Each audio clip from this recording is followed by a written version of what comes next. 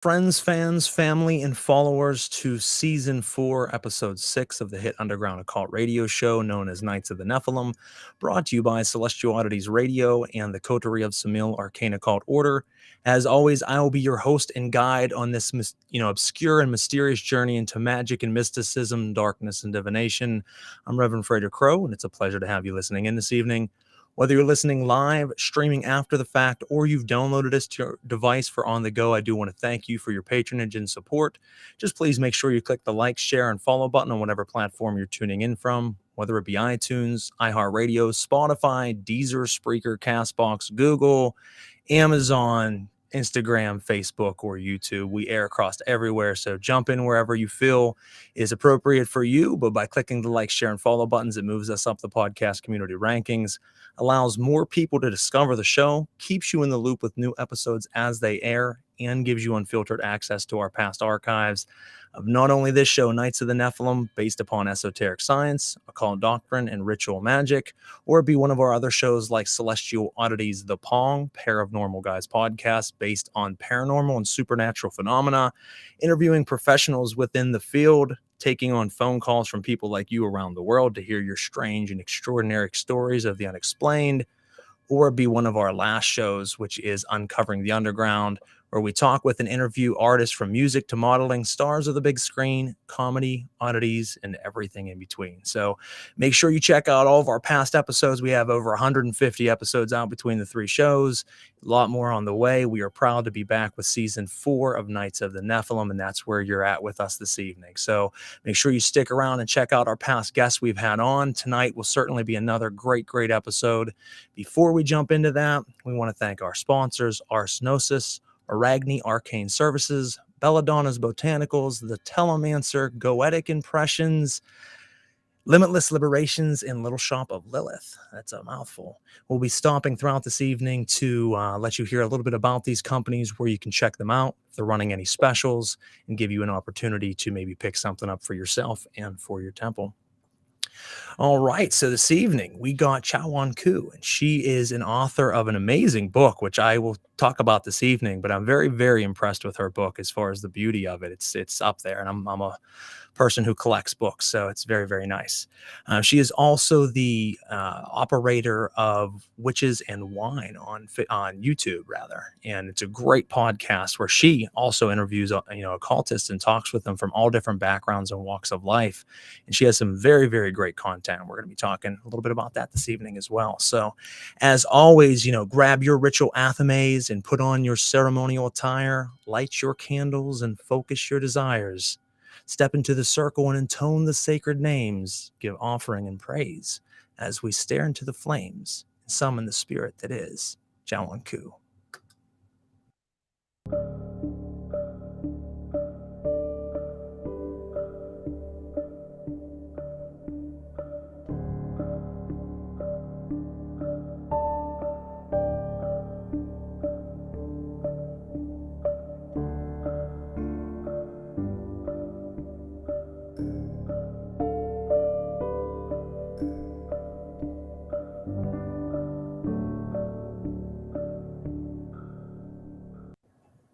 All right, guys, we are live here on Knights of the Nephilim podcast, and we are with Chaweon Koo, the author of Spellbound, which is a fantastic book. She is also the host and operator of Witches and Wine on YouTube, which is a phenomenal podcast. So we're very excited to have you on the show this evening. Thank you for coming on.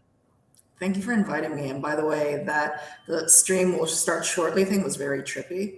So. Yeah, it is a little tripped out, with the geometric figures and kind of the weird acidy background. Absolutely. We like to expand our mind on this show, go deep into the pits of psyche. Vibes. I like it. So thank you once again for coming on. I mean, I'm very impressed with your book. It's kind of funny. I'll tell the listeners out there. This was a fan suggestion. I think last season, at the beginning of the season, someone had emailed me and said, listen, I have someone you have to bring on your show. She's amazing. Her book is phenomenal. And I want you to check her out. And I said, yeah, absolutely. And at first I thought it was someone who worked with you. I was like, oh, are you like her manager? Are you something? No, she's like, no, I'm just a fan of her work. And I really think you should check her out. So as I pulled up your page and started watching your videos, I'm like, she looks so familiar to me. And then I came across one that had, like I said earlier to you briefly, you had mentioned Jason Miller, who is someone I've taken his courses in the past, love him as an author and as a magician, as you do as well. And I'm like, wait a second. And I scrolled back and found that interview. So it's funny, I first came across your work quite a while ago, 5-6 years ago. And I like to always start off my shows traditionally and ask, where did you get started? Because obviously you've been putting out material for a little bit of time now. Where did your path on esotericism and occultism start? So I detail a lot of it in my book, Spellbound. By the way, this is my book, and it's hardcover only. People keep asking me, is there an ebook? There is no ebook. I love that. Yeah, purposely, it was created almost as a magical talisman.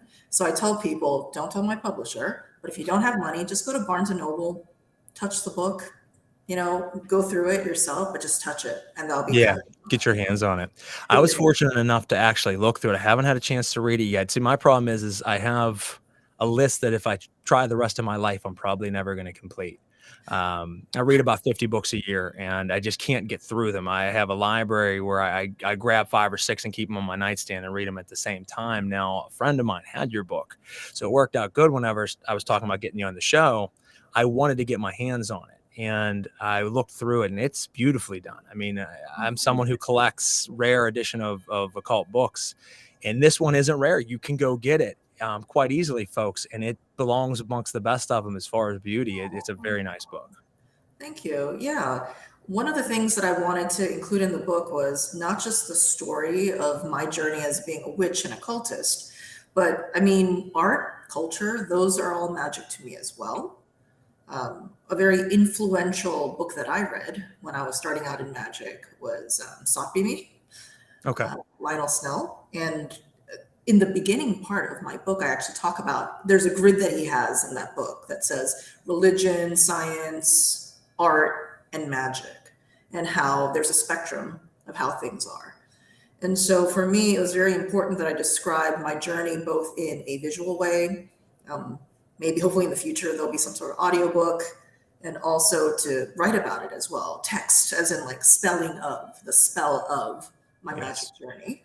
And so my magic journey began kind of comically, I would say.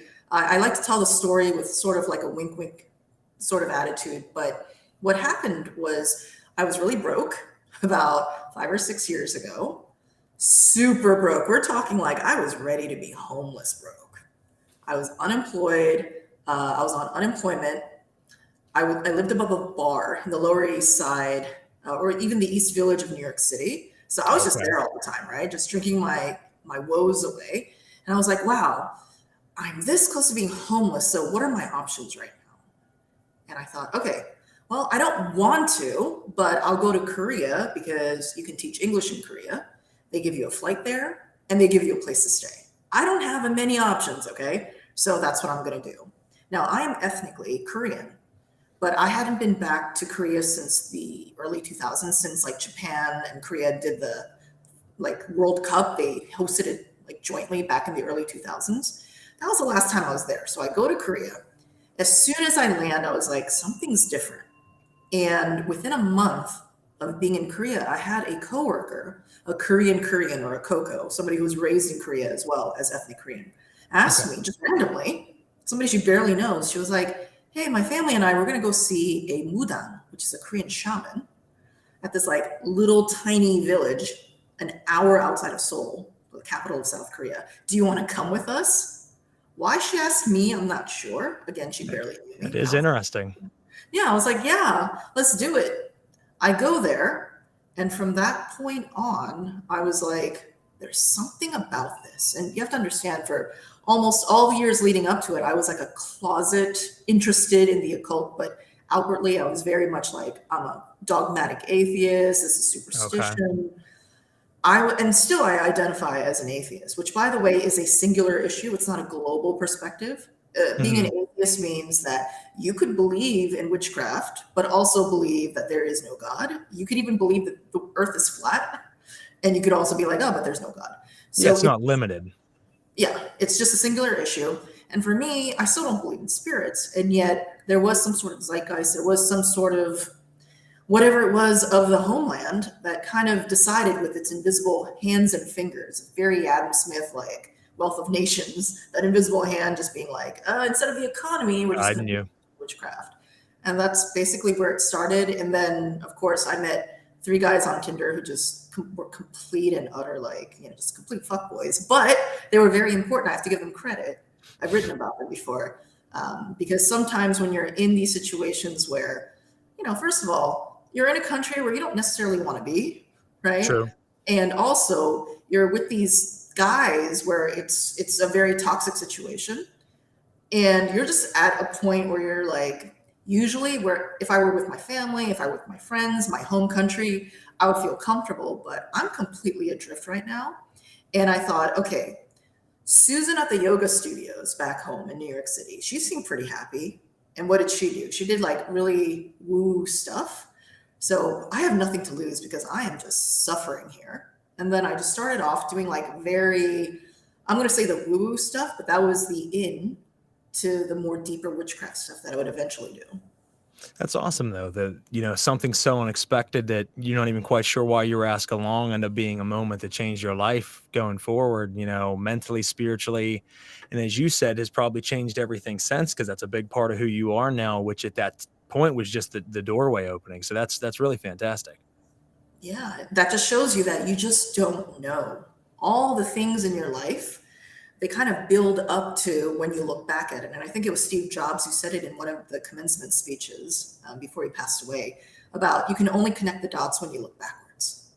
And I put up a post about that this morning, a quote, and it says that we live life going forward, but can only understand it backwards. Yeah, it's it is an awesome perspective to think about, because you do only really see it in hindsight. So as you look backwards, and you're like, wow, that moment at the time might not even have seemed that important, but looking back on it now, I understand how important it truly was to everything else. Right. Looking back on it, it makes me wonder just this illusion of being in control. And I know there's a big debate in magic about how much agency do we have in terms of like utilizing magic to shape our future. And sometimes I am in the camp of 100%, you are an agent of like completely 100% shaping what it is that you want via magic. But at the same time, there's a part of me that wonders, but is that an illusion? Because sometimes the way things unfold, I'm just like, I don't know. It seems very clunky to try to say that it's 100%. Like, absolutely, you are in control. That seems like a very postmodern or even modern way of like man versus nature, man always overtaking nature, versus maybe there's a fluidity in this. And so now, after doing magic very deeply and intensely for the past 6 years, I'm starting to fall a little bit more in the camp of I think that there are times when you're not as in control as you think you are, and that the magic that you do to try to get a sense of control, which is what I used to do magic exclusively for, control freak. But now it's less about that and more about surrendering the control and instead Yes. surrendering into who I think that I am. So it's no longer trying to control the external world. It's more about surrendering into my internal world, which is a very different perspective. Well, I think that, and you had said it, it's almost like you're on a train, you're continuously in motion. It's not stopping. You can't change it to go backwards. But what you do have options to do with magic is to pull that lever and switch which track it goes on as it goes. And they all slightly go to the same place, just a little bit of a difference. And I think that's how I've always looked at magic myself is, yeah, I don't have full control. I am a small part. I'm a sailboat, and I can sometimes bring wind to push me a different direction, but I'm still in the water either way. We don't control the water. We can maybe just control the wind, that small fraction of it. And that's how I've kind of looked at it. And that's because you've said it even in one of your old shows that that it's not something you're looking for riches and looking for anything like that. You're asking it to change and enlighten your mind state and vibration. So by raising that, you can kind of have that pilot seat and govern it a little bit, but it's only one couple pegs up above where you're at now. You don't have godhood control that people want to think you have it. It's just not there. That's the great irony of magic, I've realized, especially ceremonial magic. In ceremonial magic, at least the way that I do it, I am doing it with the intention, I call it Churchill energy. Okay. The demons whoever, they serve at my pleasure. I am like, Adonai in the ritual. I am almost Correct. Adonai. But at the same time, as soon as I leave the ritual, I always go back to the default, which is I'm actually not in as control as I think that I am. Correct. And that's how it is too. Yeah, you have to be in control within the ritual setting. But yeah, in life, it'll continue to raise that frequency and you'll start to live a little bit differently. It will change you, but you don't have that Adonai godhood in most facets of life. But in the ritual center and circle, you do. And I think that's a beautiful thing, the give and take of both sides. But that's where I think a lot of maybe beginner occultists, they mess it up. They get caught up in this thing where they just become so entrenched in the idea of like, I'm in control and I'm going to take that attitude of like, I'm the center of the universe. Keep it. Kabbalistic cross, and I'm going to take it outside of the ritual and I'm going to be like that 24/7, which is complete and utter like asshole behavior, an ungrounded behavior, to be perfectly honest. Well, and a lot of people have that in the occult. You've nailed that on the head. There's a lot of people you talk to that come with that God complex, and you're like, I don't care how powerful you are in your own dimension of reality while doing magic. Once you mix that with 2,000, 3,000 other people around you, it doesn't matter. Like, that's only a small part of your reality, not theirs. And I think people lose that. And Israel Regardie talked about people when they start magic, especially ceremonial magic, after a short time, when they start to have their real successes, should always have a psychoanalysis done on themselves to make sure that they're not going crazy. Because how many people have completely lost themselves in that God complex to a very high level after they start summoning spirits? You know what I mean? And they think that, oh my God, I summoned a spirit and it listened to me and I controlled it, that I'm a God. And you are in your own way. I mean, that's one thing we can say, we're all aiming to be God, but some people let that kind of go a little bit too far. Interesting thing, behind you, there was an orb that flew down across the ceiling, flew down next to your side, and then went off the screen. It was very interesting. That's cool. You'll have to look that back on the replay at some point. That's super cool. Let's read some of those comments here. We got good evening, hello, paranormal people. Merrick says he has your book and he loves it. Yeah, Merrick, it's a beautiful book. Like I said, I will be picking it up. It's just one of those things because I'm like, fuck, I want to read it, but I'm like, when can I read it? I can't get through the stack that I have, folks. That's my one vice in life. There's a lot of things I can quit and not do. Books are my downfall, guys. Throw books in front of me, I'll jump in your vehicle, you could kidnap me. I told you as kids, don't go after the candy. Me, it was books. Get in the car, kid. I got books. I'm like, fuck, count me in. Yeah, I mean, for me personally, this is the reason why hopefully one day I can have my book be an Audible book, because that's one of the great joys of my life, to get ready in the morning and listen to an audio book. It's nice. Yeah. So sometimes I'll just purposely extend my getting ready in the morning time. And I read a lot, or should I say, I listen to a lot of fiction. And especially, the reason why I like to listen to fiction books, even though I spend a lot of time pondering and in the world of the occult and witchcraft, is again that spectrum of like art, magic, science, religion, and always remembering that art and culture is as transformative as magic. We may not use the term magic. Oh, it's still magic. Yeah, but it is absolutely magic. I mean, propaganda, if you really think about it, that is one of the most incredible forms of magic there is, to literally have masses of people change their mind and do what it is that you want them to do. Marketing is magic. Social media is magic. Powerful. Very powerful. It's interesting to think about when you get a crowd together, and it sounds like it'd be opposite, but being able to use that that propaganda magic, being able to use that on a manipulative level to control a crowd is actually easier the more people you have in that crowd. And it doesn't seem to make sense, but people never turn more animal than they do when you throw them around a shit ton of other people. When they're centered out with 1 or 2 friends or 3 or 4 friends or by themselves, they're still generally reserved. But you gather large masses of people and put them together, and they start to distribute and portray very animal-like behavior. Look at concerts and like Woodstock and things like that, where you have very malicious crimes happening and a ton of drug use, and you have people destroying property everywhere you can look, burning porta potties, smashing stages. People turn into animals when there's a bunch of them together. So that is a very powerful form of magic, that if you can find ways to sway the winds of favor and can control crowds like that, you become unstoppable. And these global corporations have done that through marketing and through their campaigns on a subliminal level that people watch every day and get entrenched in, and they have no idea they're even falling victim to a very, very potent form of magic. They just say that's a real thing. Well, so is magic, folks. It's just how you look at magic. That is very much magic. Well, 100%. There is a section in my book where I talk about how K-pop basically is doing magic on a global scale, and they don't call it magic. And yet, how is it that within about 25 years, we have a country that is, the population is like, what, 30 million or so? And if you look at Gen Z and younger, Korean pop culture is just international Gen Z and younger culture. You have American kids going to BTS concerts. And BTS is the best-selling boy band or just group in music history after the Beatles. And they sing in Korean.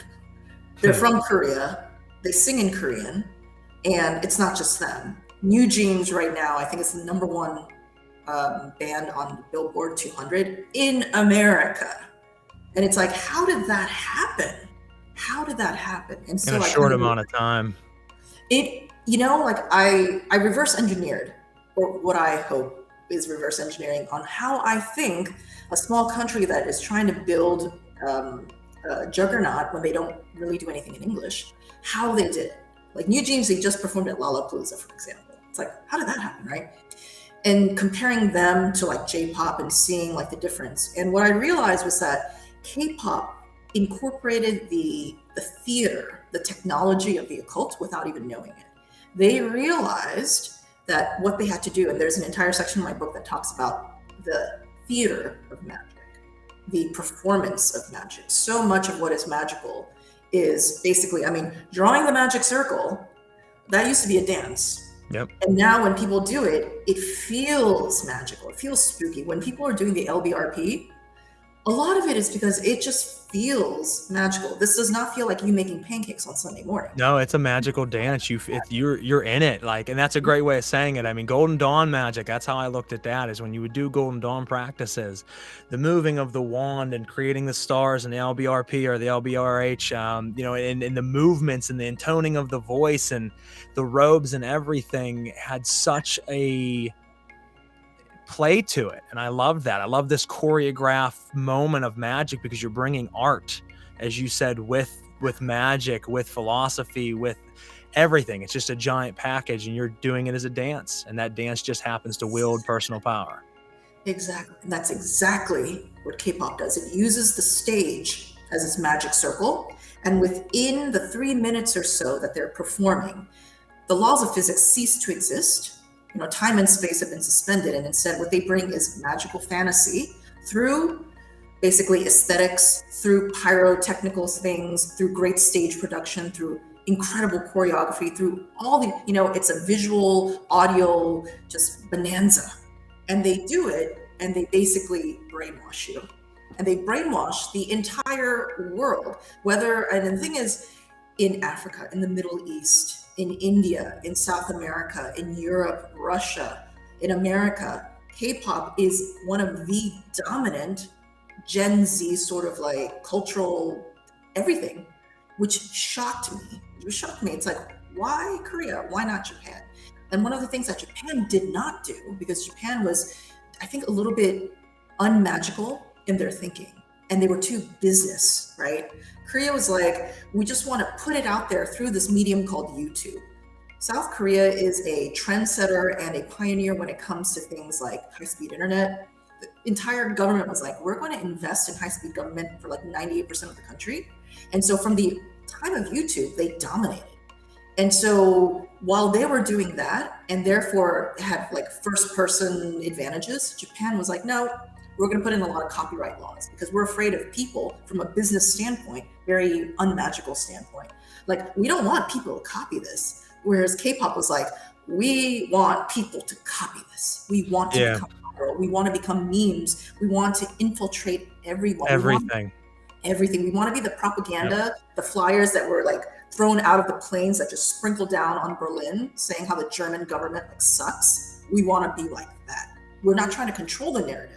We're instead trying to let it take root very organically, which I think is one of the things that we have to accept when we're doing magic. We can't control where it goes. So in a way, the more you surrender, which again is part of the irony, the more you surrender to the fact that I can't control magic. I can't control the waves. I can't control weather. I can't control nature.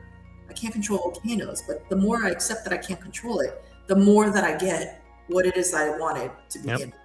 That's one of the most important, I think, truths in magic that a lot of people don't realize for a while is you kind of said it in different words. You can't control the narrative. You have to be the narrative. You know, once you give up that control, that's when it happens. And it, like you said, it does sound ironic because you're giving up power. So once I give up my power, I find my power. But I think it's because of expectancy. We are trained since birth to expect things, and we have it's human nature to expect. And it's only in ritual, I notice, whenever you don't expect and you let be, you're still very much in control, but at the same time giving up that control and letting it be, not thinking so much about it. It seems to shape itself, often in the better. You know, I often say that it's the little church ladies who are praying for you that I'm the most scared of. You know, because they will get on their knees and say, Jesus, take the wheel. I surrender to God. That's scary. That's powerful. Yeah. And because they are on their knees surrendering to God, praying to God, completely just like, use me, God. At that point, it's almost as if their will becomes conjoined with the will of the universe, the will of whoever, whatever you want to call it. And then suddenly they are the universe, and woof, it just comes in. And that's when I've seen things that might be called miracles or seen magical results where I'm just like, I don't know how to explain it. And that's when I see it happen. Not when somebody's like very meticulous and controlled and stuff, but it's when people are sort of wild and in complete surrender that I see that happening.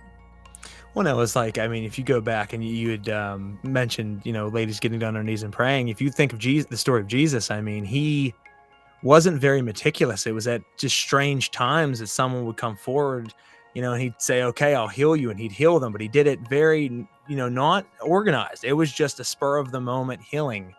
And that's how often miracles do happen, is it's not going to be how you think it's going to happen, but we can perform miracles. I've seen some pretty radical stuff as well. And, it's not from who you'd think. Like you said, it's not necessarily the person who's in robes. It's the person who you didn't think even does magic and somehow is tuned in to a level that others aren't. I don't know, but it is very interesting nonetheless. Yeah, it's the people baking apple pies, you know, who are sometimes the scariest witches. They'll never call themselves a witch. And that made me realize that, you know, there's vocabulary that we use to describe certain things, but the fundamental concept is the same. So this is one of the reasons why I'm a huge fan recently of certain psychology modalities. Like there's this one called internal family systems, IFS, which is kind of fashionable right now because it meshes really well with psychedelics and plant medicine. And of course, we all know psychedelics are having a just boom or a renaissance. Absolutely. Yeah. Explosion. Which, by the way, plant medicine was always a part of magic. So it's absolutely, sort of from the beginning. That, right? But so it's IFS, which is a very magical system, like literally. They are more or less telling you as part of this modality, and by the way, it was created by this guy named Dr. Dick Schwartz. He's a Harvard guy, 40 years evidence-based psychology. Part of the psychology modality is you give up your burdens to the elements. You literally do a ritual where you give it up to light, earth, air, whatever. And I'm like, wait a second, is this is this like a Wiccan thing or is this like psychology? It's psychology. And he goes on podcasts and he just straight up says, Harvard guy again, he just straight up says, yeah, like sometimes there's these spirits. Like I don't even know what they are, but they're not psychology. They're not parts of you. They're literal spirits. So I don't know. And he's just like, yeah, totally accepts it. And I'm like, wow. So it's almost as if science has started to reclaim our ancestral wisdom, the deep mysteries our ancestors said. And that's probably one of the reasons why I had to be back in my motherland in Korea to be initiated into magic, because I needed that ancestral push.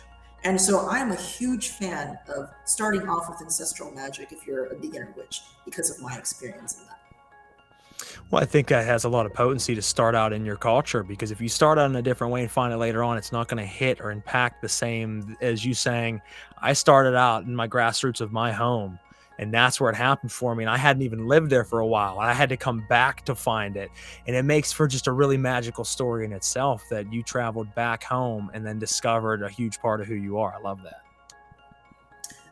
The story that I tell is that I started I just spoke about how Korea, they basically pioneered the entire concept of mukbangs, which is like you eat a whole lot of food when you're on a YouTube video, right? They started that. And I started Witches and Wine as a mukbang channel.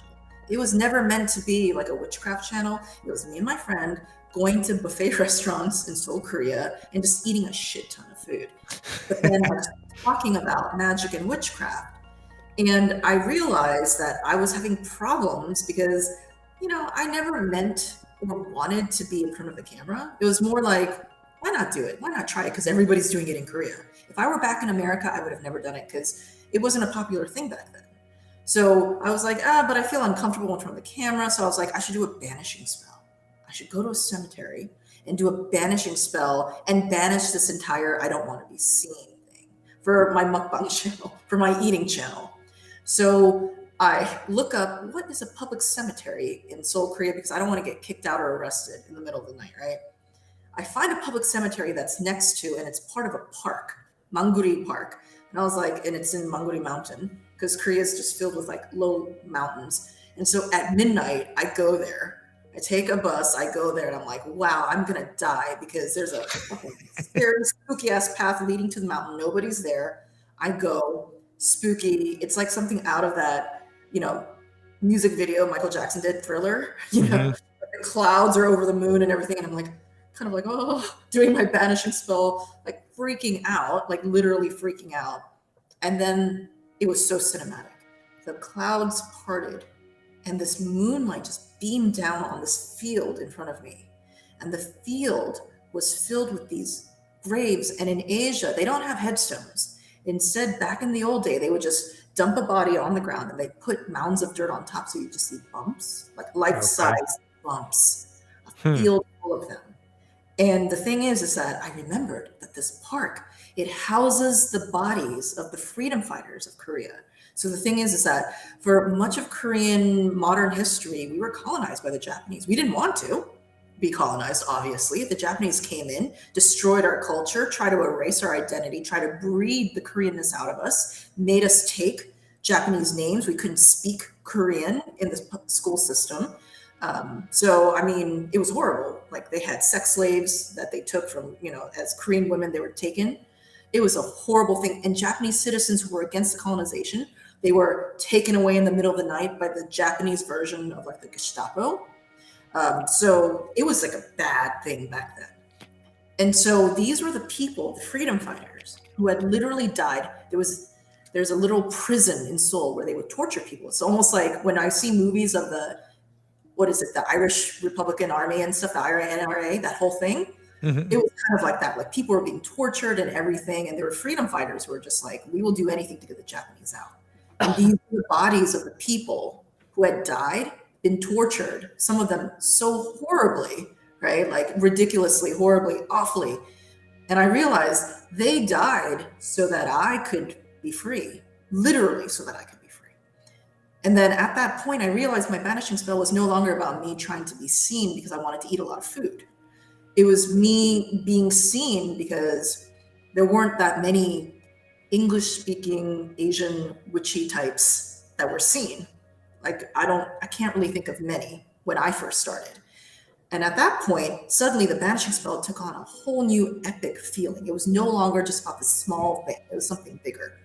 And then my hand stopped shaking, and it was as if there was an invisible hand from the universe that said, from the ancestors, we're going to help you. We're going to help you. No worries about it. We got you. So I did the banishing spell, turned around, walked away, didn't look back. And who I was when I left that banishing spell, when I left that public cemetery filled with the bodies of freedom fighters, was a very different person than who I was when I walked in. And I would say that kind of began the real sort of like journey into me developing Witches and Wine as an occult channel. Because before, you can look back, I've kept all those old videos where I'm just eating food. Go back to number 1. Seriously. I've seen some with you and your girlfriend sitting in restaurants before. I haven't. I think I only ever watched a couple minutes of those ones, but I had seen them on there. So that's funny. Yeah, that is the beginning. And I never had the agenda of like having an occult podcast or anything, right? So the thing is that the whole reason why Jason Miller, who was kind of like the big occult guest that I had for the first time, the reason why he came on my channel, my barely had like 400 subscribers at the time channel, was first of all, Jason is just a cool person. Yeah, he's a real cool dude. Of young occultists, but also because at the time, very coincidentally, in his Strategic Sorcery Facebook group, he said, let's do like a blog hop. And this time, like this month or this year, it's going to be about financial magic. And I had just done a financial magic spell on a roller coaster. I'd written a sigil. I had empowered it going down the 4th largest wooden roller coaster in the world, which happened to be in South Korea. And so I was just like, ooh, I can do this. I can do this. I'm a new witch, but I can do this. And I was the only one who didn't have like a written blog. And instead, I was the only one who had a video blog. And that's because cool. Of that, I was like, okay, like Jason kind of like noticed it because, it was, at the time it was kind of like a, oh, okay, video. And so I worked up the guts to be like, okay, Jason, you kind of, singled me out and gave me a little extra attention and said, hey, kind of cool, And I was like, so if you think it's cool, would you mind coming on my very young YouTube channel? And he very graciously said yes. And if you see the first interview that I did with Jason, oh my God, I was so nervous. And I was just, you can definitely see a huge difference between who I was then and who I am now. So every single step of the way, like I had no agenda, nothing. I just literally thought I'm just going to do this and it'll be done. I had no idea that 6 years later, I would have a book. I'd be talking to you on a podcast, not as the interviewer, but as the interviewee. I had no idea that my social media platforms would be where they are. I had no idea of any of this. And truly, I think back to the banishing spell that I did and that invisible hand of the ancestors and that feeling of, we got you. Don't worry about it. Don't worry about it. Just coming through. And I'm like, it is too clunky and inelegant to just write it off as coincidence. Something happened. And the fact, I think even at that point that I decided I'm just surrendering. I don't even know what's going on. I'm confused. I'm surrendering. And just from that, again, I wasn't in control. And yet I ended up being more in control of my life now than I ever was because I gave up control. And I think that's kind of the theme of the magic that I do now. How to be in control without being in control. And that's it. No, it's beautifully said because that is really it. Because you controlled yourself to go out there and do the ritual. You had as much control to go out there to put your mind, body, spirit where it needed to be. Anybody can do that. Anybody can do that. And there was forces beyond that are that element that we can't control, that if we put ourselves out there and are open to it, it will receive us. And I do a lot of paranormal research and investigation aside from like my occult stuff. And I go all over the country and investigate places. And that's the biggest thing people tell me when talking to the spirits of the dead, like how do you do it? Or how do you get such good results? Be sincere. I don't care about cameras. You don't see me putting footage up or evidence. I go just with me and the groups that come out with me, and we sit down and we talk to the spirits and we're open and we can control our setting and how we are, but we have to open ourselves same way to whatever is there. And oftentimes something happens, something comes through. It's that element that we're not in control of. And that's what we interact with. So it's about being open, folks. If you're listening out there and you're wondering why sometimes maybe you're doing workings or you're practicing and you're not reaping the results, I've taught people this over time. You're closing yourself off for either from trauma or from doubt.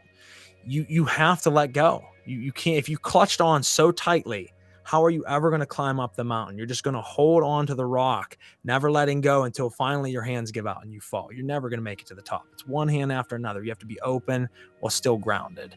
And a lot of people don't do that. Unfortunately, it's like 101, witchcraft 101, so, but it's the things that people skip, because especially nowadays we have a world where everybody wants it and wants it quick. We do. And you kind of talk about moving into a modern paradigm, in your book, the little bit I was able to read. So it's, talking about witchcraft, as you said, traditionally to a modern age.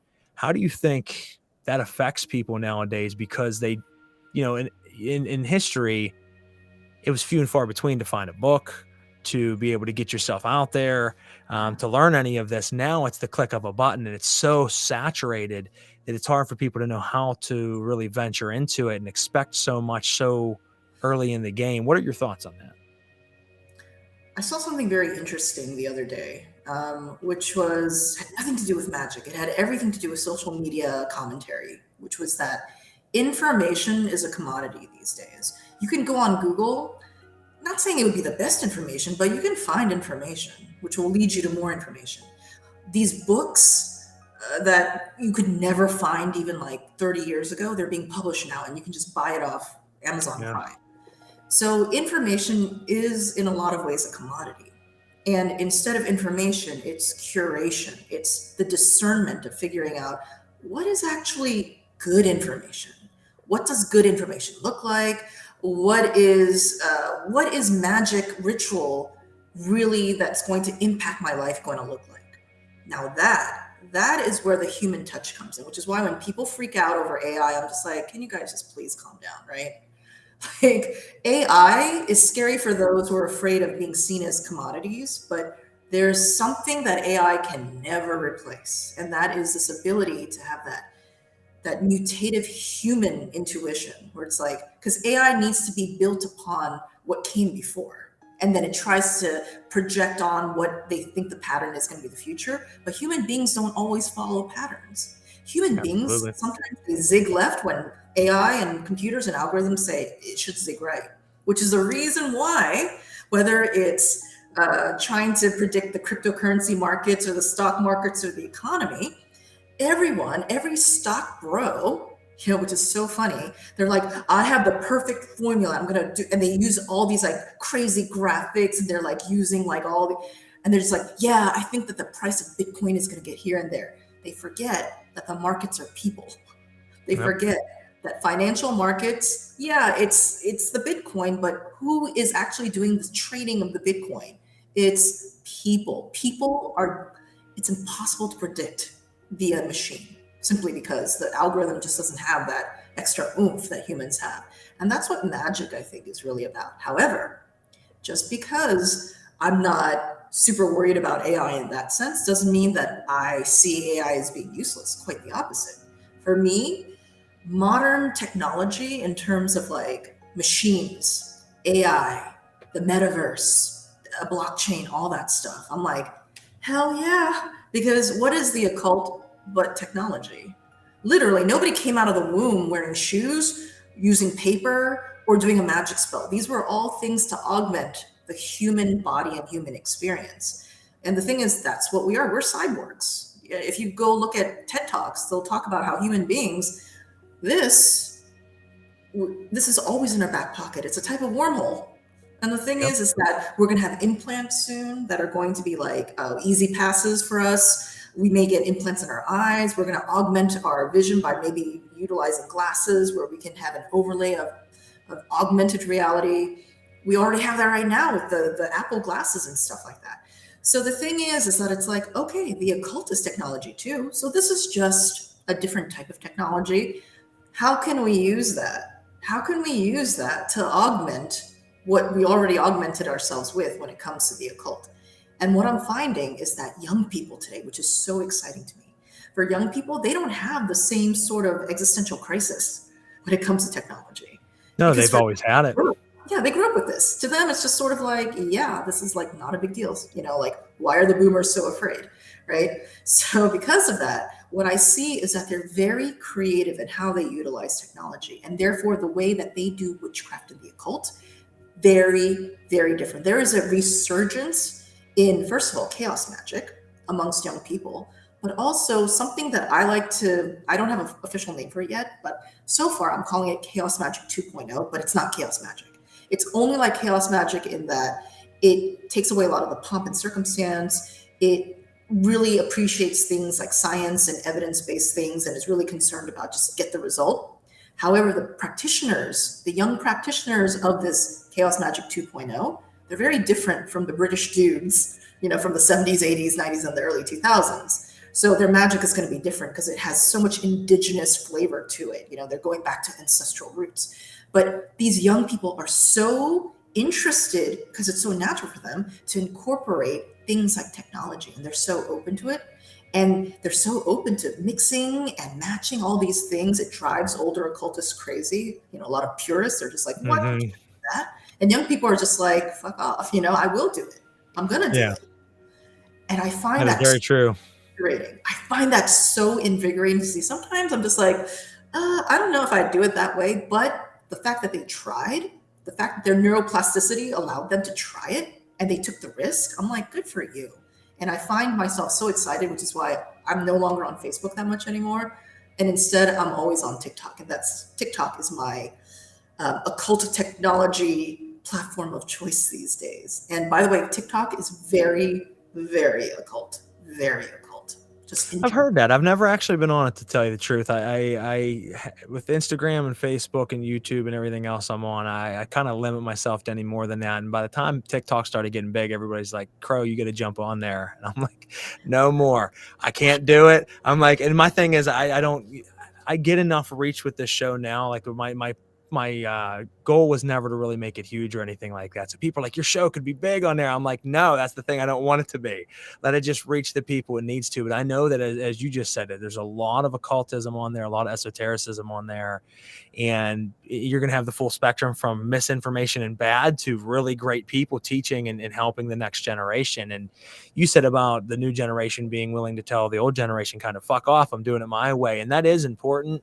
There are a lot of purists that will talk about ruining of the culture of magic, and I understand partially where they're coming from, but at the same time, magic is always in an evolutionary stage, and I'm a diabolist. That's what I've always practiced, is you know, what some people refer to as Satanism, but it's not Satanism. Devil worship is working with the darker side of magic. It's always been my practice, and that's always been that way. Like, I followed Goetic guidelines for ceremonial magic, and then eventually started removing some of those guidelines. And I understand why they're there. Unfortunately, there's a lot of people on the left-hand path that just throw it to the side because they don't see a purpose for it or even understand it. God names and this and that. Oh, no way. I understand the purpose and the mechanics of magic and respect them. But I did find out after time that I didn't need some of these things. And you do have a lot of purists that would say, well, you're not practicing real magic. Well, fuck off. I'm still getting the result that I need out of it. I still have a very sincere and dedicated practice. It works for me. I don't care if it's what the guy 500 years ago wrote about, because that guy 500 years ago was performing his own chaos magic at that time. If you think about it, he followed a structure that he was able to formulate ritual magic that now we look at it as being the purest form. But in his day, it was just the magic he created. So, you know, you have to, each generation, come up with your own way of doing things. And as you said, this new generation doesn't have that shift like we have, because there is that argument between the old ways and the new ways, whereas the new generation is just like, fuck the old ways. Like, we're here, this is where we're at now, this is the next step. And it makes you think, what if this was the plan all along? I mean, we're constantly evolving, right?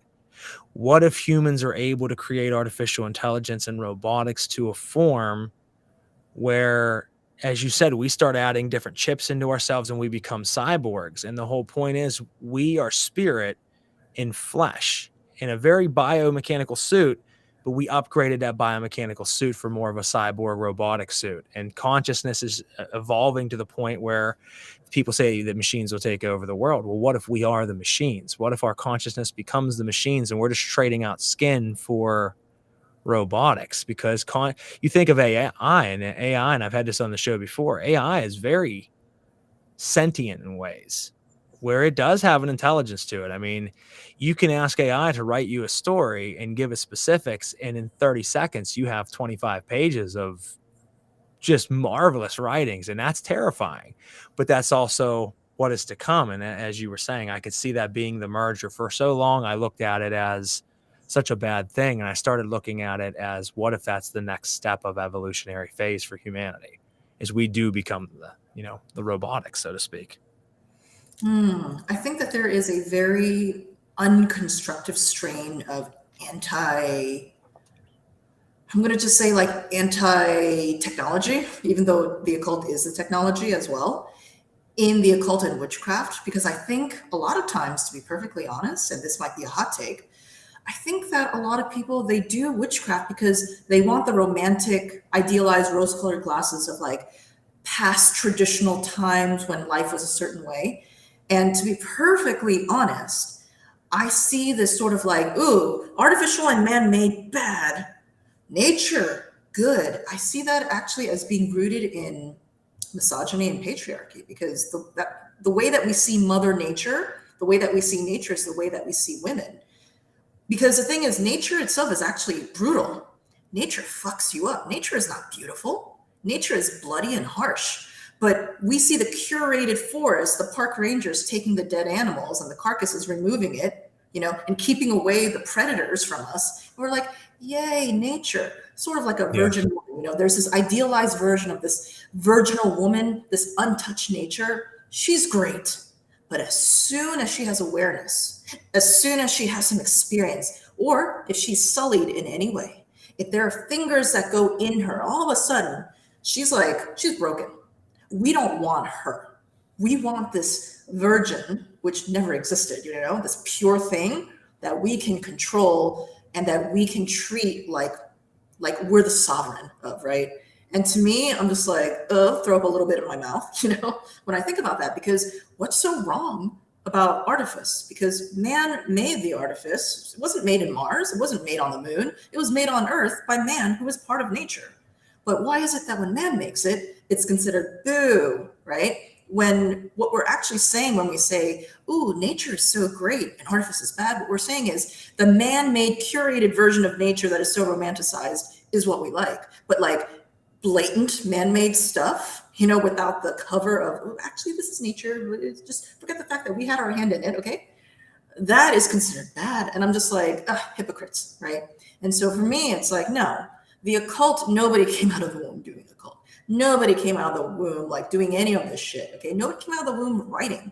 Paper is a technology. Shoes are a technology. The wheel is a technology. The occult is a technology. And so you want to be against some technology, cherry pick, but not against other technologies? Give me a break, right? So for me, I'm just like, let's get rid of that binary. And instead, let's see, how does any technology, just like paper, help the occult spread? Thanks to paper, you got this. You got books. Okay, that's a technology. So how can we utilize more enduring technology, for example, that's on the blockchain? Paper can be burned. It can fall apart after a couple hundred years. It's going to yellow, become brittle. But something on the blockchain may not have those same things. In fact, creating a talisman on the blockchain kind of is the same idea, the same first principles of why did we create talismans out of jewels, out of hard metals, out of stone? Because they were durable. Well, you know what's more durable than even stones and diamonds? Technology.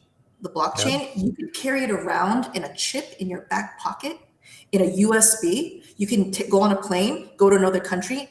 The US government cannot fuck with whatever sort of technology is there because it's in a USB thing, which is one of the reasons why like cypherpunks who created this entire idea of blockchain stuff, that's what they were all about. And so I don't agree with Bitcoin maximalists or like super crypto bros and stuff like that when it comes to a lot of things.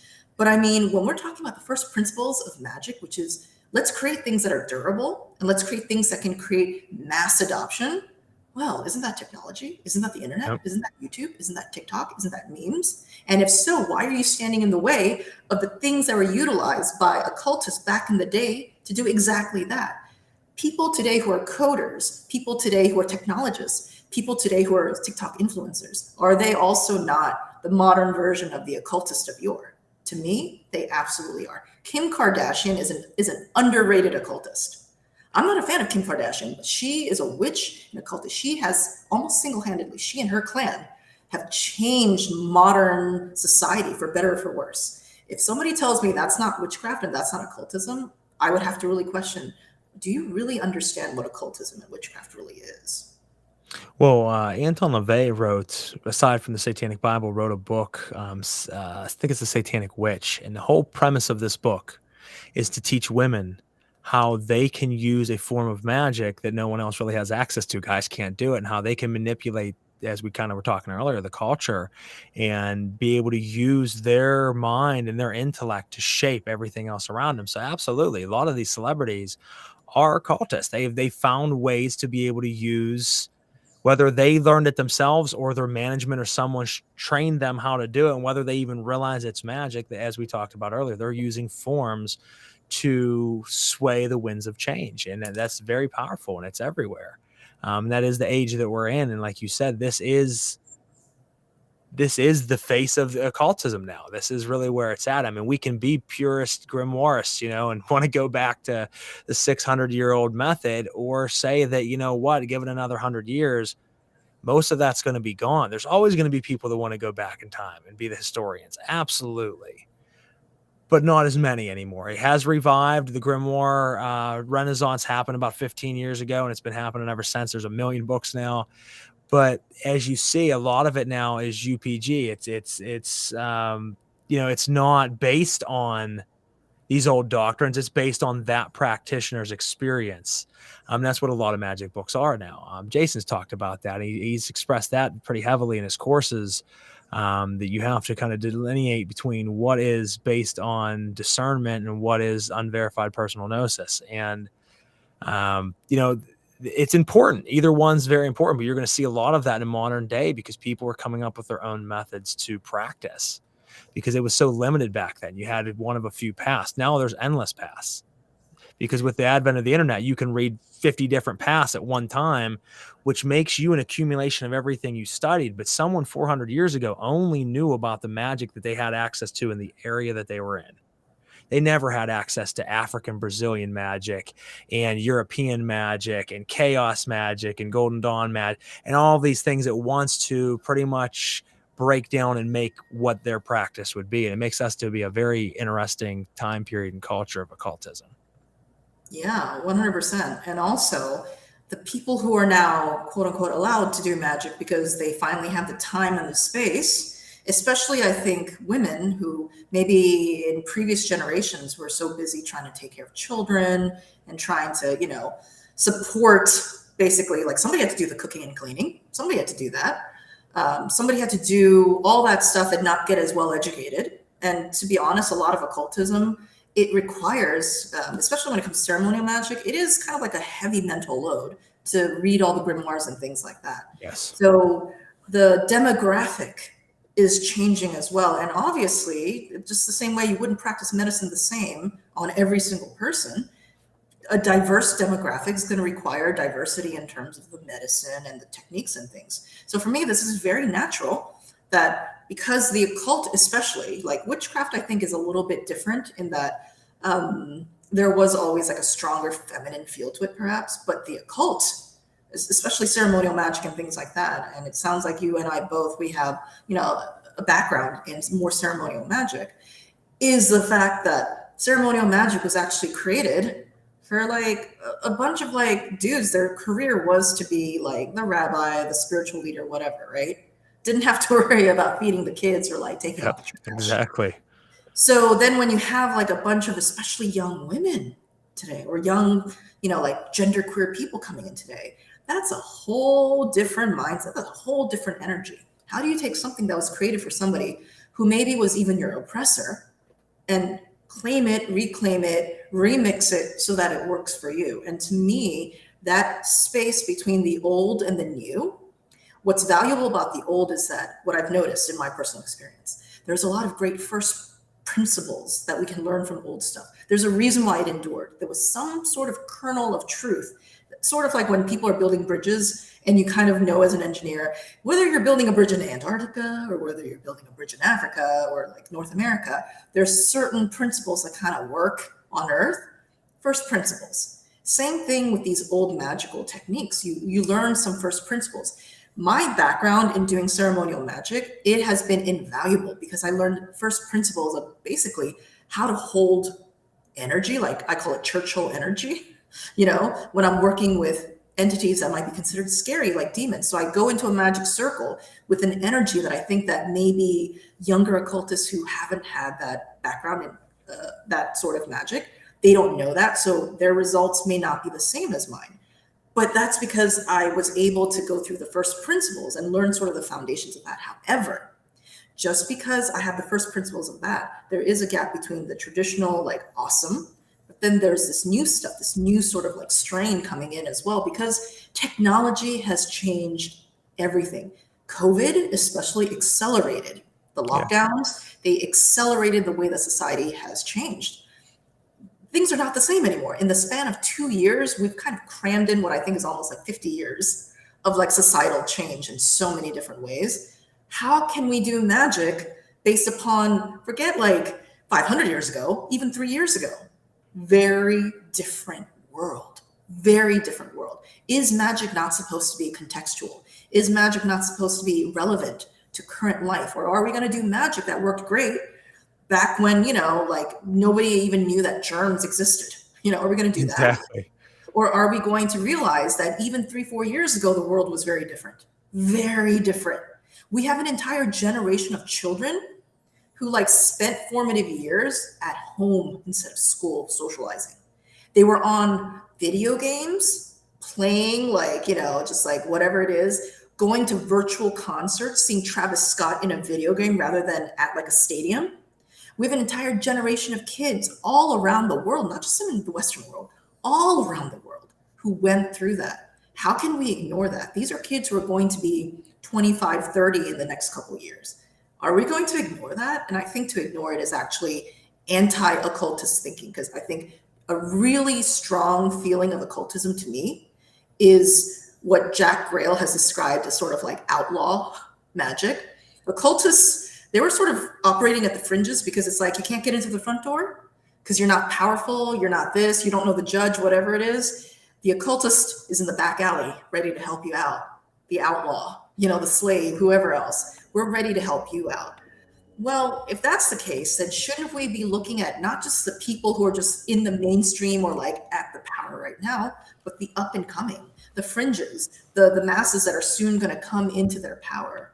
To me, that's where the power of the occult is, not in the center, but at the edges that are going to descend to the center. On the fringes, yeah, because they'll become the new center eventually, and I think people want to fight. People fight change because change, I guess, is scary, and what people are afraid of fear. As funny as that sounds, fear is the biggest deterrent for everybody. And, it's a made up thing. We create our own fear, but I think people are so afraid of change that they'll fight it at every last turn until it's inevitable to just accept it and that it's coming. And as you said, I mean, one of the really crazy things is to think of all the COVID children who will be down the road, be the next generation of practitioners, the next generation of leaders of the world. And their remembrance of being a child was already in this world of technology, but was already in this world of tension, in this world of seclusion as well with technology. So it's going to be a really strange demographic for people to grow up to, but it's going to usher us into the next age. And I mean, that's where we are when the time shifted into the aeon of Aquarius. Everything started changing. The last so many years, a lot of stuff has already happened, as you said, in like a 3-year period. It was like the entire world took a evolutionary shift in some way, and anytime it shifts, there's going to be a lot of friction from the waves coming. And I think that's what we're seeing with all the tensions across the world, is it's consciousness shifting so quick and so rapidly that we're feeling the ripples from it. And the ripples are going to go for a while, and there's a lot more change coming. I think this is an evolutionary step into the new Aeon. I really do believe that AI. Look at how quick AI has built over the last so many years. I mean, they've been working on it forever. But if you think about it, things like Chat GPT and all that didn't exist really to the general public a few years ago, and now It's it's only in the here. past year. Yeah, it's like within the last year. So like these programs, and when I said that, I mean like all other programs like that as well. So like Chat GPT and all these other AIs out there, really within a 2-year span, opened up to the world. How weird is that? That right after COVID, right after this shift, right after all these other strange events that have happened, they're like, now AI is open to the public. Take it, and it's writing books, it's writing albums, it's making art, it's changing very quickly a way that we look at life and we see it, the way that we process it. And I think that that's just another little bit of what's pushing us to what's to come. I mean, there is a change happening. And I think, as I said, it has to be accepted or people are going to be left behind. And the occult can help us accept these scary things. That's one of the things that I really feel has helped me in my life. Because again, when I first started my witchy occult journey, I was not in a good place. And who I am now is very different. I'm far more open-minded. I'm far less anxious about the future. And I think the occult and occult rituals, even if, let's say, I had absolutely zero results from any of the occult practices. And by the way, I only kept doing them because my results were compelling. But let's just say hypothetically, I didn't have any results. Even if I didn't have any results, they would have still been incredibly valuable because of who I changed into, which meant that it would be impossible not to have results. Because when you're a different person, you move through the world differently. The world treats you differently. Different life experiences come to you. So the occult helped me become, I believe, more of myself. And part of that is not exactly the negation of fear, but the surrender of how the world is, as you mentioned. Like the world is the way that it's going to be. It's like you don't control it, and yet you control yourself. You become surrendered to it. When I surrendered, and this was right at the beginning of the lockdowns, this was back in 2019 or so. Around 2019, when the lockdowns just began, I had just come back to America. I was like, this sucks. As soon as I landed in America, this is when Trump was still president. I was like, the air tastes bitter. There was an anger in the air. It wasn't there when I left back in 2015, when Obama was still there, but now Trump is here, and then it's just awful. And that's when the lockdowns happened. And at that time, I was like, okay, what's happening, right? What's happening? The world is changing, and it didn't take a genius, to be perfectly honest. It didn't take a crystal ball. It didn't take a tarot reading. It didn't take any of that for me to see that what was going to happen was TikTok was going to blow up. I could almost taste it. I think almost anybody who watches that space in terms of technology closely, sometimes they say things that seem prescient, but they're not. It's just more like it's pretty obvious. So I even wrote on Facebook. I said to everybody back in 2019, I said, everyone, I'm so for real. Get on TikTok. If you don't get on TikTok, you're going to be irrelevant. Get on it now. The amount of pushback that I got, the amount of sort of pearl clutching and being like, how dare you, no, that's not possible. And I was just like, whatever, I'm not going to say anything anymore. Now, what is it like? It's been 4 years since then. It's everywhere. It's everywhere, literally. Now people are just like, okay, I guess I should get on TikTok. And I'm just like, girl, if you had gone on TikTok 4 years ago, you could have had a platform that gives you far more options, basically far more avenues for your magic to go through. My platform on TikTok, I'm at about 500,000 followers on TikTok. The reason why is not because I'm good at it. It was truly first movers, it was because I came in at the time. And the thing is, I told everybody at the time, get on TikTok. I told them, and everybody was like, no, they were above it. 4 years later, and it's just continuing. And there's a very good chance that by the end of this year, I'm going to be, over 500,000. It's crazy when you think about it. I mean, crazy. And I didn't deserve it. But the thing is, I got in at that time. It's that line from that movie, I totally forget, but Jeremy Irons says, and this is about the financial crisis, he says, listen, there's only 3 ways that you kind of win. You cheat, you're smarter than everyone else, or you're first. Now, I don't cheat. And while I think that there's a lot of smart people who work at this firm, we're not always the smartest. So what do? We move first.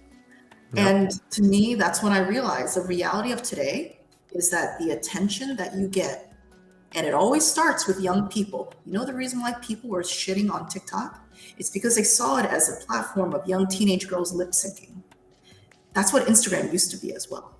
Anytime, and this is a rule of thumb that I always say, if there is a platform that teenage girls are really into right now, get It's on gonna it. blow up. Right away. It will blow up in the next 2-3 years. So everybody was just shitting on TikTok, and I was like, wait a second, teenage girls are on it, loving it. I'm going to be on it, right? And here we are. And the thing is, TikTok is not slowing down. In fact, TikTok is expanding. It's going to keep expanding. Well, I think it's I don't want to say the replacement because Facebook isn't going anywhere. But if you notice in our lifetime, I mean, MySpace came out; it was massive. You know, not nowhere near what these companies are, but it was massive for that time, and it was the game changer. But then Facebook came out. And I was one of the very early cats to get on Facebook. When I got on, there was no one on. It was like just after the phase where it was for schools specifically, and it got open to the public. I was like one of the first public people to get on there. And then you look where it come now, and you look at it and you're like, wow, what a huge thing that blew MySpace out of the water. And you see these other ones try to compete, and Instagram's a big one, but as you said, Instagram started out as teenage girls on there and just face models where you never seen their body, it was just their head, you know, and that's all you seen constantly. And then it blew up to a big platform. But everybody waited for a long time for who was going to be Facebook's contender, who was really going to be Facebook's contender. And people still even kind of, you know, talk about that, not realizing it's already been here, and it is TikTok, and it's going to blow up and be every bit as big, if not bigger, than Facebook, because even our attention span as a culture, as people, has shortened. So small videos is it. That is, we don't want to watch a 45-minute video. We don't want to watch a 50. People want to watch something that they can digest in 60 to 90 seconds and be like, oh, cool. Next one. Because as much as people hate that, and that's gets that pushback that we talked about, that's where we at. We want to digest as much as we can, as quick as we can, just like the machines. We want to because we want to get through it. We want to learn. We want to see. We want to experience. We want to digest. And people look at that as wrong, but I look at that as us expanding. I mean, we are trying to continue to expand what we can expand. It is what it is. And that's what I think that a lot of people, even in the occult, you would think that if you're an occultist, you've learned to surrender to these mysterious forces. So to me, it's only natural that an occultist also realizes that this is a zeitgeist that is sort of like an invisible hand that is beyond us, right? So it's sort of like, okay, are you going to ride with that invisible hand?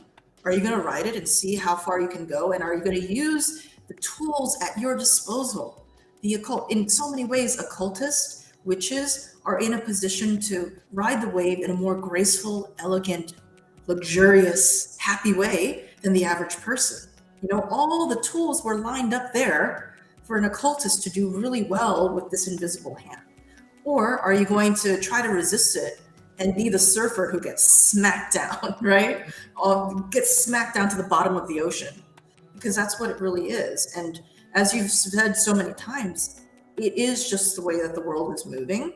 And the occult and magic, from what I see it historically, is a way for the bandits, the outlaws, the fringe, to be able to ride the wave without having to kind of like sell their soul, you know, if they don't want to. And so it's like perfect. We're in a situation right now where the fringes are actually being rewarded. You know, like these like little niche communities, hashtag witch talk, whatever. They're rewarded. You're literally rewarded for being the fringe. And so if only the occultist and the witch can sort of like realize that you're going to be okay if you rely upon all of the great principles, the first principles that magic has taught you about how to be in your own energy, how to alchemize whatever sort of anxiety or emotions you have, realizing that the fear that you have, you can do banishing spells. You can use that as rocket fuel for something else.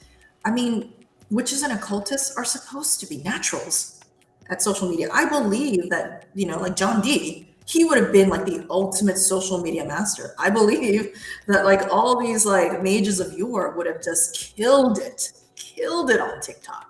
They would have just fucking killed it. Just imagine that. It's a funny thing to think about. You know, you got John D, you got like Levis Levy and Manly Hall over there just typing away, slaughtering the posts. I think they would have 100%. Like they would have, because they would have realized, holy shit, this is literal magic. This is literal, an avenue of literal magic. I am fucking riding that. I am riding it.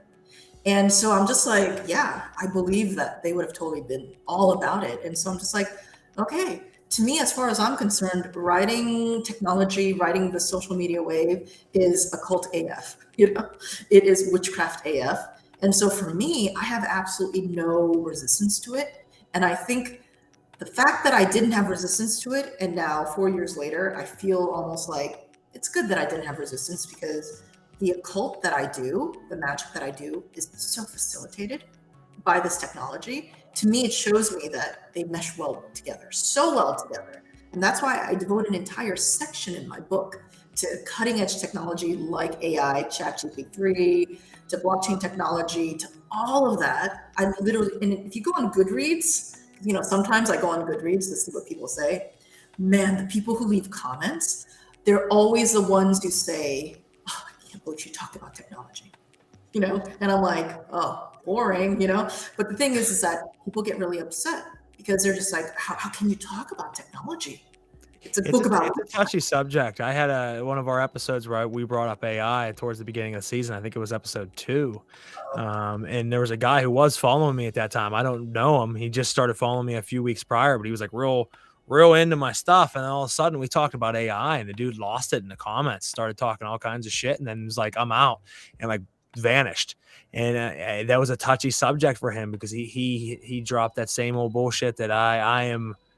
What did he say? I'm an eclectic practitioner or something along those lines. I'm like, that's great. You're talking shit because we maybe are not an eclectic or eclectic. I just don't understand that. Like, practice you. I'm not telling you what to practice. We're talking about what is here now, whether you want to face it or not. It's here. You don't have to practice that way. You don't have to accept it, but it's still here at your doorstep. So you might as well at least pay attention to it. Now, I'm not fully for a lot of the stuff that's happening these days with social media and the things. There's times I've bitched about it and not liked it, but I also am a realist and understand that, you know, this is the age we're in, so we got to kind of adapt to it, as I mentioned. Now, with that being said, obviously you put out a wonderful book, and, you know, have done well in that regard. What's next? I mean, as you said, you weren't originally planning on becoming a cultist, let alone becoming an author. So what do you see on the horizon for you of what's in future projects? Ooh, well, in a lot of ways, I don't really make these like really big plans. So it's sort of like, let's see what happens. Okay. But in general, I would say there's a lot of movement happening in the world of publishing, just general publishing, in the world of just all of that. Basically, Book Talk and also YouTube as well, they really influence sales of books just in general. Like they literally create the bestsellers list and everything. And because of that, the publishing industry is completely changing. It is topsy-turvied like hell. And for me, I am trying to see what I can do, because my experience in the publishing of this book, what it's led me to believe is that this is an important thing to write books, because people want to hold something. They want to actually have books and stuff. They want information, but again, information is a commodity. How do we make it so that we curate information? Books are a curation of information. You leave out some information and you put in some information in books. So to me, I'm following the publishing industry very closely. I'm following the technology industry very closely, like AI. And I'm just riding the wave to that. But in general, I would say that anything that deals with social media, magical platforms where you can give out, whether it's information, curation, propaganda, whatever you choose through your own true will, those are the places I'm also taking a very close look at. So that's my answer. No, I like it. That's both in very important routes. I love the fact that you want to stay with publishing as well. I mean, as you said, holding something tangible in your hand. I will read ebooks, and I like ebooks. They're great. They're convenient for when you're on a plane or something like that. And you don't want to be carrying around stuff around. You can just read it on your tablet or read it on your phone. And as you said, I love audiobooks. I'm someone who listens to audiobooks when I drive. I drive a ton. So I pop them on while I'm driving instead of listening to music, and I learn while I drive. And then when I'm not doing that, I read physical books. But my favorite thing is to have that physical book. And when we move to an age where things are becoming more paperless and more digital, instead of taking away from the books, I think it's added to it. That's why people want to get their hand on them more, because they're like, I don't have to hold school books anymore. We have a computer, we have a tablet. You start to get to this age where you don't get to hold that book. So when you hold a beautiful book like the one you had written, and you hold that in your hands, it's like, oh, I feel the energy from it because it can't be taken away. There's always going to be that demand. And, with yours, what I really liked is how you did the layout of the patterns of the words, the patterns of the sentences, the color schemes, how you use the three different stages of the alchemical process. The artist absolutely dominated in your book. Whoever your artist is fantastic. Frank Demetrio killed it. Killed it. Yeah. I mean, I love how from the chapters, the fire, the wood, the metal, how you did that. And like, as you see right there, the spiral, how you used your words in the layout and theme of the book was very original. And I got to be honest with you, as someone, as I said, who collects a lot of occult books, that was something when I seen, I'm like, I really was happy that you did that. That is a beautiful way of presenting a book. And I look forward to adding it to it's actually in my Amazon cart right now. I just hadn't bought it yet. I was looking at the other night. I'm like, I need to add it. I haven't pulled the trigger because I really want to fucking read it. And I'm like, oh, because then you have to move everything else around. So it's going to happen. It's just, I wish I could spawn like 4 of me to read all full time, 24/7. I feel ya. I feel ya.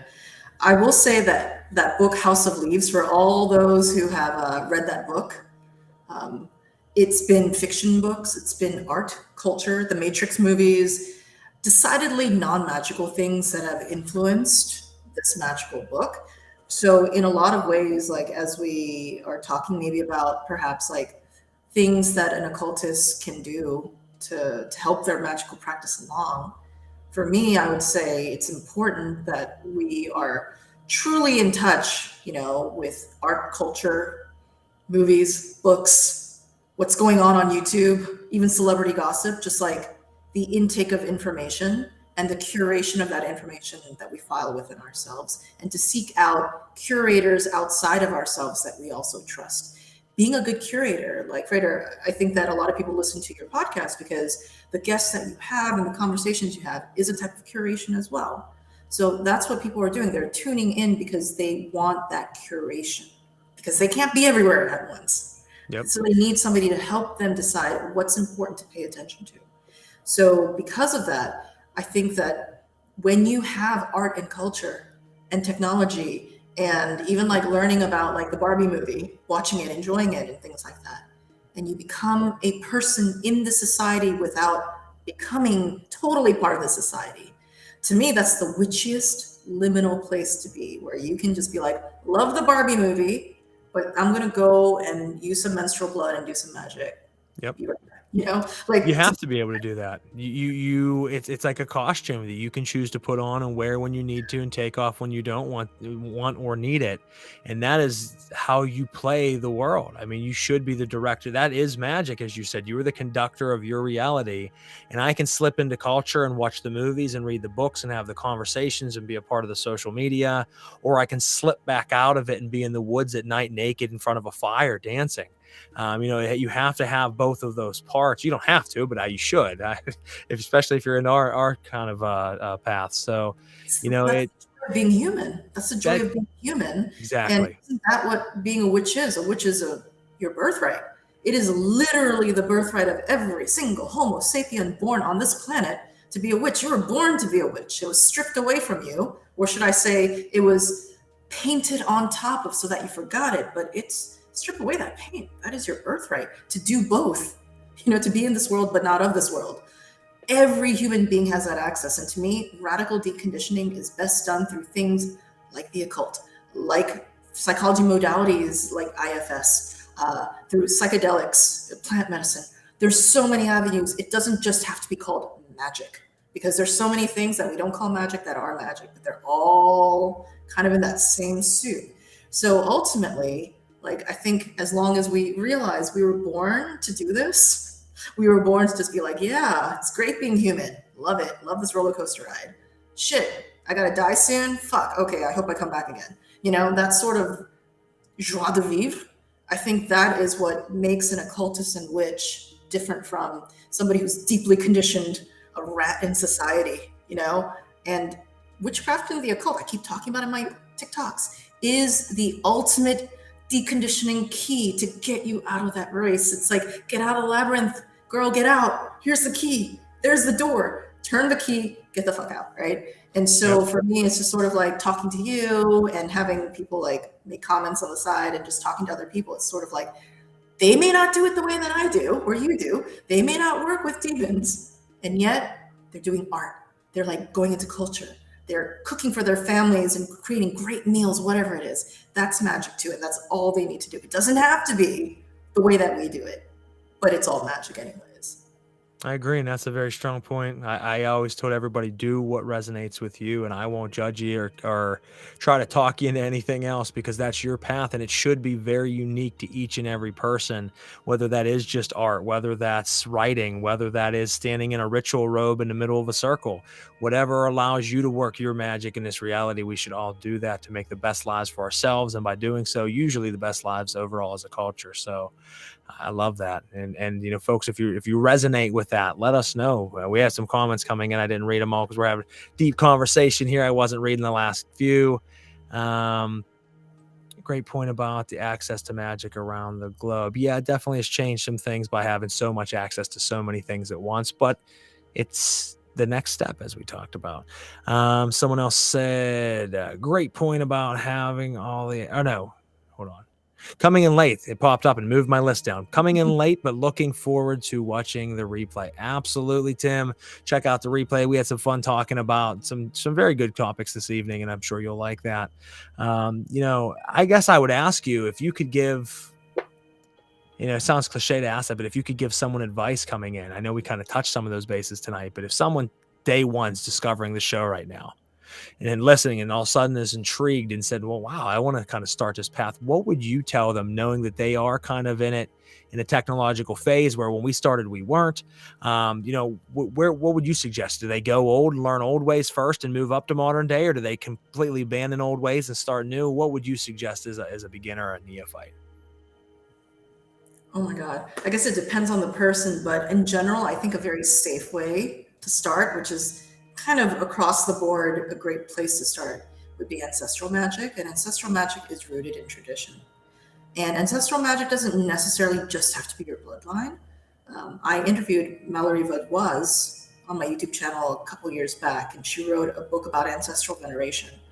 And basically was talking about how you can also have cultural ancestors. A lot of people are influenced by David Bowie. David Bowie may be part of your ancestral list, your ancestral tree as well. So I think ancestral magic is a great place. I think that everyone should start by getting a couple of really good astrology readings and human design readings, because it's going to help you kind of accelerate, because as Stephen Forrest says in his books, The Inner Sky and his other books, yeah, you could have a really torrid love affair for 10 years, or you can get an astrology reading. They're both going to lead you to the same place, but one takes like 10 years and the other takes like an hour. So I'm just like, yeah, 1 hour, please, you know? So that's why I recommend really several, you know, like a traditional astrology reading, a modern astrology reading, a Vedic astrology reading, a human design reading.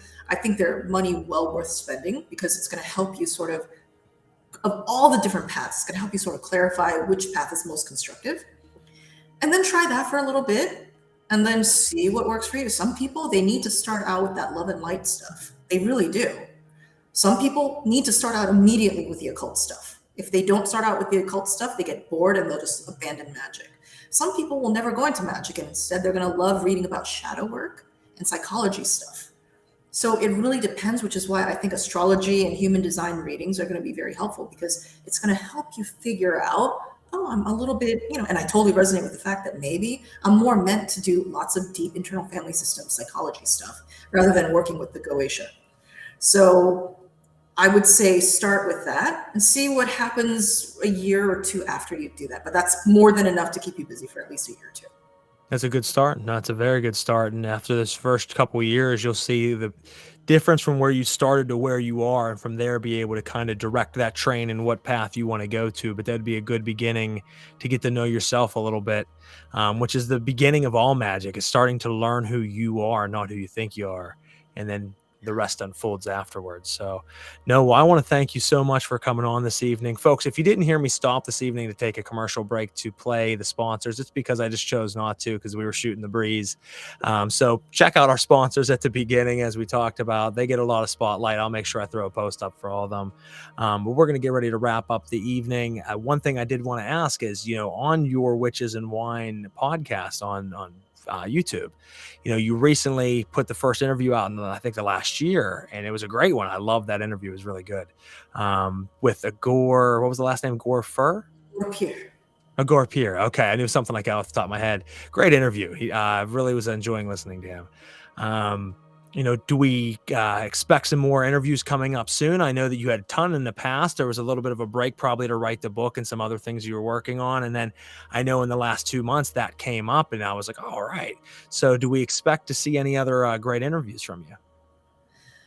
Yes, I have many interviews in my queue. Again, I do things based upon the pulse of like, do I have the energy to do it now, or do I want to do it later? So some of these interviews they were recorded years back, including a very special interview that I still have to put up, which I did with the late Jake Stratton-Kent. Jake Stratton-Kent. I knew as soon as you said that, or you said an interview that near and dear to my heart, I knew you were going to say that for some reason. I really want to hear that whenever you get the chance to put it out. I was a big fan of Jake Stratton-Kent's work. Yeah, notorious Jake Stratton-Kent. So that's from actually a few years back, but I still haven't put up a lot of these interviews yet. I'm also going to start a new YouTube channel just for human design, which is kind of like the sister of astrology, but it's like a very modern. It was developed back in 1988 or 1989. Okay. So starting a new thing like that. But yeah, I really hope to get these videos from like 3 years ago, 4 years ago. It's actually, to be perfectly honest, it's a miracle that these people are still talking to me, because I interviewed them like 4 years ago and I was like, oh, I'll get it up. But the pulse hasn't been there, but now I feel as though the pulse is slowly starting to come back. And hopefully by the end of this year, I'll have most of the queue put up. I have like 20 videos, by the way. That's awesome. No, I mean, sometimes it's hard to get it all out. I was a musician for many years, and we, wrote a lot of music and didn't release all my music. And there's some music, I have like 2 albums worth of music that's just never been released.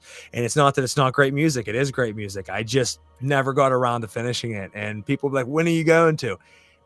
Just as you said, whenever the mood's right, if the mood's right, it'll come out. If it's not, then it'll stay hidden in the vault forever. But sometimes as you're an artistic mind and a busybody as myself, it's hard to get all of the things you want done in the short amount of time we have. So you get what we can give you, folks. That's all we can do. Exactly. You get it. Absolutely. Well, other than that, any last closing statements? Well, thank you so much for having me on the show. I really enjoyed this conversation, and it's kind of it's such a great thing that we were finally able to meet and talk.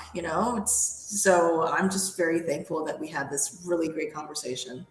Well, thank you. I'm very, very excited to have you on the show. Like I said, it was great to rediscover your work again in the funny way that it happened, and to get you on the show and to get to, chit chat back and forth. I love meeting new people, love talking occultism, esotericism, and we certainly got to do that tonight in many different ways I didn't even expect with the AI and the advanced technology. But I love that. That's like I said, something we've talked about a couple times briefly on the show this year, when we got to dive into it a little bit deeper. So thank you, and I look forward to any works that you release.